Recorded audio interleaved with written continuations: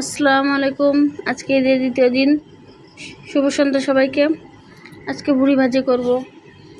তো যেহেতু ছাগলের ভুড়ি খুব বেশি নয়, অল্প করে ভাজি করব।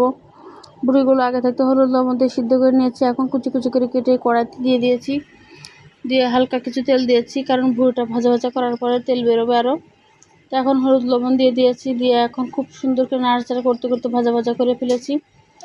এখন যখন একদমই ভাজা ভাজা হয়ে যায় ভুড়িটা পুরোপুরি, মানে আর কিছুক্ষণ নাড়াচাড়া করে এবার আমি বেশি করে পেঁয়াজ ও রসুন কুচি করে রেখেছি। এতে এরকম ভাজা ভাজা হয়ে গেলে এখন পেঁয়াজ রসুন কুচিগুলো দিয়ে দেবো। দিয়ে একসাথে মিশিয়ে খুব সুন্দর করে নাড়াচাড়া করবো একাধারে।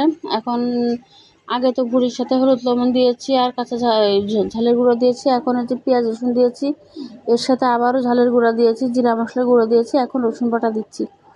দিয়ে এবার আর সামান্য একটু তেল দেবো, যেহেতু পেঁয়াজ রসুন অনেক করে দিতে হয়।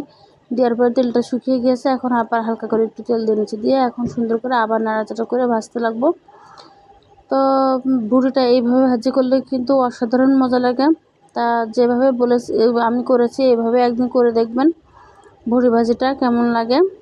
তো যাই হোক, এই তো ভাজা ভাজা করতে করতে এক পর্যায়ে পেঁয়াজ রসুনগুলো একটু নরম নরম থাকতে আমি নামিয়ে নেব।